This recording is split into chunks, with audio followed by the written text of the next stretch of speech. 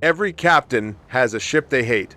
Today, we're counting down the 5 worst ships in World of Warships, the ones you should avoid at all costs. Hello folks, Normal Guy of the North here, back with another World of Warships breakdown. Today we're diving into one of the most debated topics in the community. What are the absolute worst ships to have in your port?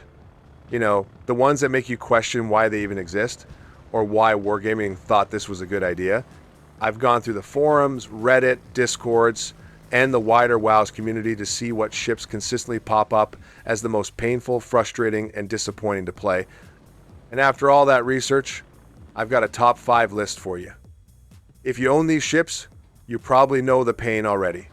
If you don't, well, consider this your warning. Starting the list at number 5 is the British Tier VIII Carrier Implacable. And boy, does she live up to her name. She's implacably painful to play. The first problem is her planes. They're slow, they're fragile, and they melt against the flak walls of ships with even halfway decent AA. Compared to Lexington or Shikaku, her strike packages feel like bringing a pea shooter to a gunfight. Damage output is where the real disappointment sets in. While a Lexington player might finish a game with 120,000 damage, an implacable captain is lucky to break 60k. Even skilled players who can squeeze performance from almost anything admit that this carrier just feels underwhelming. The hull itself is weak, so if you get caught out of position, you're toast. Add in limited strike flexibility, poor reserves, and you get a CV that feels like a downgrade instead of a progression step. And the kicker? The grind doesn't reward you with fun. Most carriers give you at least one tool to feel impactful. Implacable instead gives you frustration. It's the ship that makes British CV mains wonder why they didn't just pick a different line. At number 4, we've got the Soviet premium battlecruiser Kronstadt. On paper, she looks like a monster. Battleship guns on a cruiser hull, armor thicker than most heavies, and a health pool to match. In practice, she's a trap. The most infamous problem is her citadel. It's gigantic, stretches across the length of the ship, and sits high above the water. One broadside mistake, and you'll lose half your health in a single salvo. Then there's her concealment.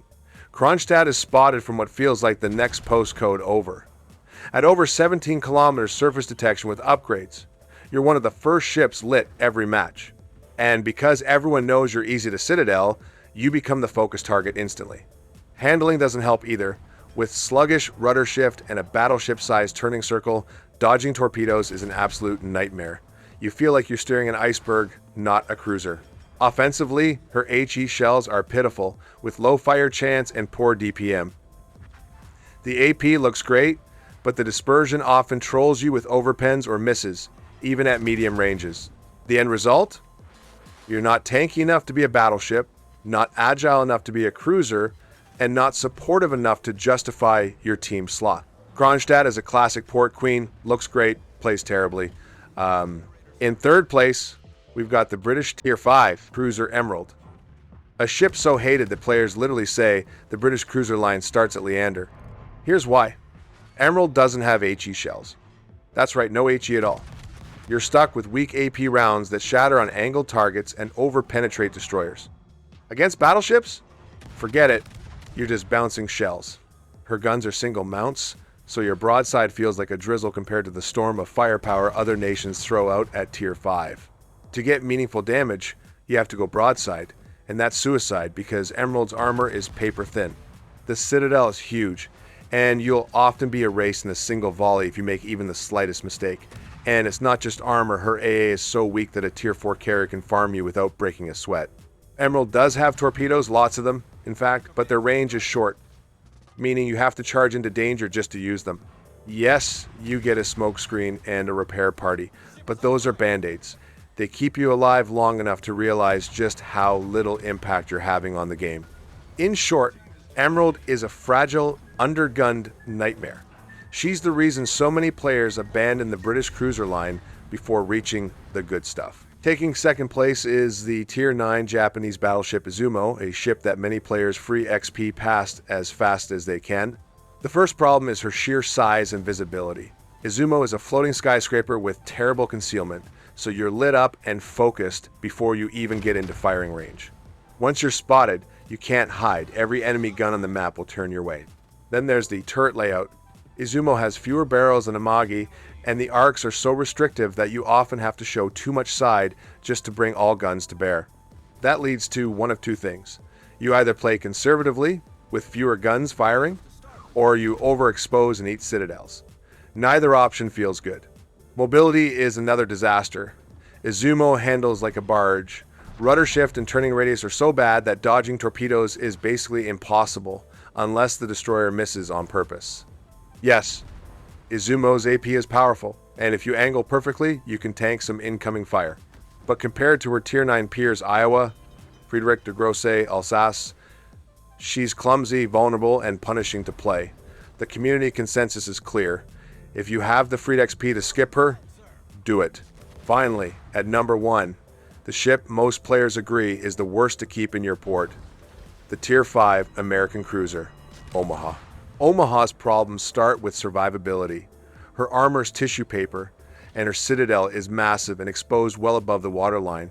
Battleships and even other cruisers can one-shot her from across the map. She's the definition of delete on sight. Her offensive tools aren't much better. The guns have a fast rate of fire, but their penetration falls off hard at range, and the firing arcs are awkward. You often can't bring your full firepower to bear without overexposing yourself. Torpedoes? They exist, but the range is so short that using them is usually a suicide mission. Anytime you try to get in close, you're rolling the dice on whether you'll make it out alive. To make matters worse, Omaha gets up-tiered constantly. Facing Tier 7 ships, your fragility is even more obvious. One mistake, and you're back to port. Yes, in ideal conditions, she can farm fires with HE, but those games are rare. For most players, Omaha is a miserable grind, a glass cannon without the cannon. No wonder the community calls her the free kill. So, unless you're Flambass, who I watch get a Kraken in this ship, I can assure you a dominatrix would be less painful. So there you have it, the 5 worst ships to have in your port according to the World of Warships community. Implacable, Kronstadt, Emerald, Izumo, and Omaha. Each one has its defenders. Sure, there are always players who make them work, but for the majority, these ships are more pain than payoff. They're the reason free XP and port dust collectors exist. Now, I want to hear from you. Do you agree with this list? Did I miss another ship that you think is even worse? Drop your picks down in the comments, and let's commiserate about the ships we love to hate. If you enjoyed this breakdown, make sure to click on the videos you see on screen for more World of Warships content. Thanks for watching. I really appreciate it. And as always, take care and stay safe. See you in the next one, and bye for now.